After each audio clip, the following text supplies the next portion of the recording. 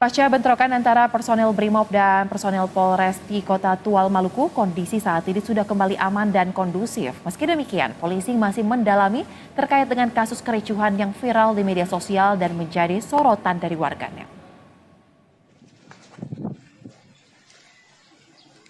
Usai bentrokan antara personel Brimob dan personel Polres di Kota Tual, tim dari Polda Maluku dan Mabes Polri menggelar sidak dan meninjau penanganan kasus. Secara umum, kondisi Kota Tual Maluku telah kembali aman dan kondusif. Jajaran Polda Maluku tak menampik adanya kericuhan yang bahkan disertai dengan rentetan suara letusan tembakan. Namun pihaknya masih mendalami pemicu dan siapa saja yang terlibat dalam kericuhan tersebut. Sampai sekarang ini situasi dalam keadaan aman dan terkendali. Ya, saya ulangi, situasi dalam keadaan aman dan terkendali. Menanggapi adanya video-video yang beredar, isu-isu yang beredar, saya sampaikan, sampai sekarang ini masih tim dari Polda maupun dari Mabes masih melakukan pendalaman dan hasilnya akan disampaikan kepada rekan-rekan media.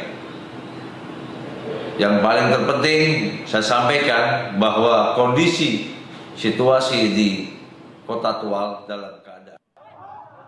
Sebelumnya viral di media sosial, sekelompok anggota Brimob menenteng senjata dan mengejar anggota Polres Tual. Saat pengejaran ini terdengar beberapa kali bunyi letusan dari senjata api. Bentrok antara Brimob dan polisi ini disebut terjadi akibat salah paham saat aparat Polres Kota Tual tengah melakukan patroli disiplin lalu lintas. Saat razia ada seseorang yang diamankan sedangkan seorang lainnya kabur. Tak lama datanglah puluhan orang yang langsung menyerang personel kepolisian. Kejadian ini pun sempat membuat warga Kota Tual dirundung ketakutan.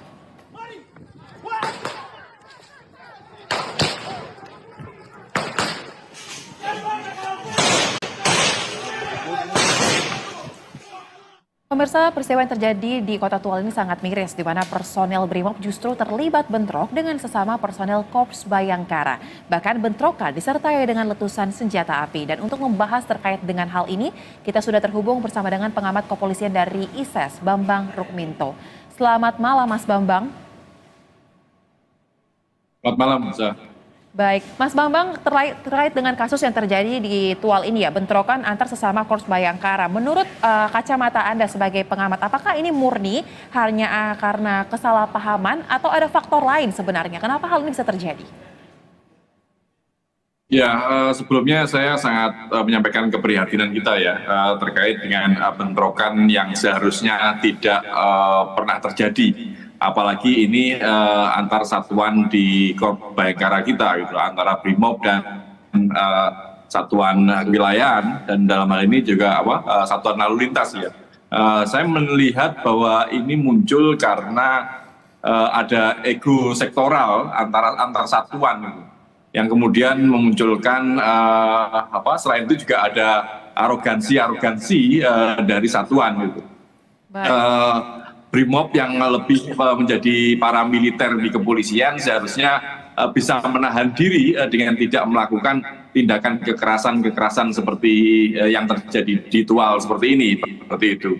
Apapun yang ini terjadi, salah satunya juga karena ketidakpahaman antar satuan terkait tugas dan fungsinya, gitu. Kemudian berujung tidak menghormati tugas dari satuan lain seperti itu.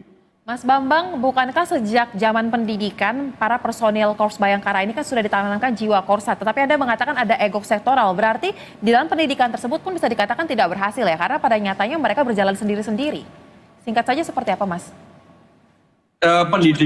Pendidikan Brimob dengan pendidikan satuan lain tentunya sangat berbeda, gitu. Di Brimob ini karena merupakan polisi paramiliter, mereka dididik tersendiri menjadi sebuah pasukan yang semi militer, berbeda dengan polisi umum seperti itu. Makanya karena ini adalah sebuah satuan paramiliter, tentu memiliki kecenderungan yang dengan doktrin yang militeristik, gitu. Makanya ini muncul ego itu di situ itu yang kemudian mengakibatkan bentrokan ini terjadi, gitu. Baik. Tentu ini tidak kita harapkan bersama seperti itu. Baik, dan efeknya juga nih Mas Bambang, masyarakat di Kota Tua sempat panik karena antar sesama personil aja nih bisa terlibat kericuhan seperti itu ya, dan ini menjadi keprihatinan kita bersama. Yang jadi pertanyaan, seperti apa lantas solusi yang paling baik agar hal seperti ini tidak terjadi lagi? Apakah sanksi bisa diterapkan dan sanksi seperti apa sebenarnya? Apakah hanya terhadap orang-orang yang terlibat atau justru sampai kepada level atas? Ya, sanksi harus diberikan pada mereka yang terlibat ya. Dan kalau melihat peraturan Kapolri 2 tahun 2022 tentang pengawasan melekat, atasan dari mereka juga harus diberikan sanksi. Kalau kita melihat suasana di Tual ini ada tembakan-tembakan, tentunya dari mana senapan itu ada gitu. Tentu mengeluarkan senjata ini kan juga harus